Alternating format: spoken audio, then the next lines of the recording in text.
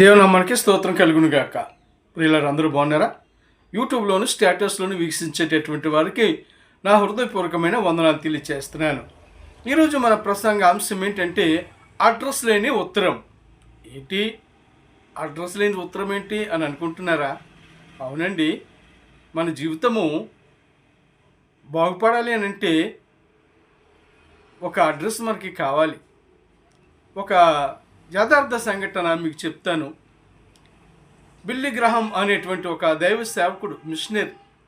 ఆయన దేవుని సేవ చేస్తూ ఉన్నప్పుడు అనేకమైనటువంటి ప్రజలు చక్కని అద్భుతాలతో స్వస్థతలు పొంది అనేకమైన కార్యాలు వారి జీవితంలో చూసేవారు. ఆ దైవజనుడు బహుబలంగా వాడబడుతున్నటువంటి గొప్ప దైవజనుడు.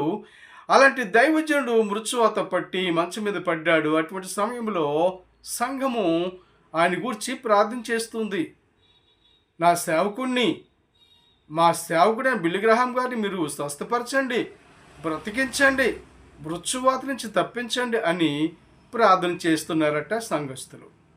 ఆ సమయంలో ఆ దైవజనుడు ఏమన్నాడో తెలుసా? ఆ దైవజనుడు, ఎందుకు మీరు ప్రార్థన చేస్తూ ఉన్నారు? నేను ప్రభు సన్నిధికి వెళ్ళవలసి ఉండగా ఇంకా బ్రతకమని ఎందుకు ప్రార్థన చేస్తున్నారు? ఇప్పుడు నా అడ్రస్సు మారబోతుంది అన్నాడు. చాలా లోతైన విషయము, చాలా అద్భుతమైనటువంటి మర్మయుక్తంతో కూడిన విషయాన్ని ఆ మాటలో మనం ధ్యానం చేసుకోవాలి. ఎందుకు అని అంటే, నా అడ్రస్ ఎంతవరకు కేర్ ఆఫ్ భూలోకమై ఉండొచ్చు, అయితే ఇప్పుడు నా అడ్రస్సు కేర్ ఆఫ్ పరలోకము అవుతుంది అని చెప్పాడు. ప్రియులారా, చూసారా? మన జీవితంలో మనకు కూడా అడ్రస్ లేని ఉత్తరంగా ఉంటే మనము గమ్యంని చేరగలుగుతుందా ఉత్తరము? అలాగే మన జీవితంలో గురి లేకుండా, అడ్రస్ లేకుండా జీవిస్తే మన యొక్క గమ్యము, మన ఆత్మీయ జీవితము, మన ఆత్మ ఎక్కడికి వెళుతుందో మనకు తెలుసా?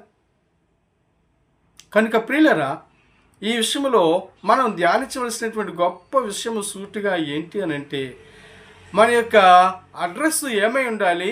కేర్ ఆఫ్ పరలోకమై ఉండాలి, లేక కేర్ ఆఫ్ నరకమైనా అయి ఉండాలి. ఈ రెండు అడ్రస్సుల్లో నీ అడ్రస్ ఏంటి? నీవు ఏ గురి ద్వారా, ఏ మార్గం ద్వారా ప్రయాణం చేస్తున్నావు? నీ యొక్క జీవితము ఒకవేళ అడ్రస్ లేని ఉత్తరముగా ఉందా? ఈరోజు నేను నీవే పరీక్షించుకో. నీ జీవిత గురి ఏంటో తెలుసుకో.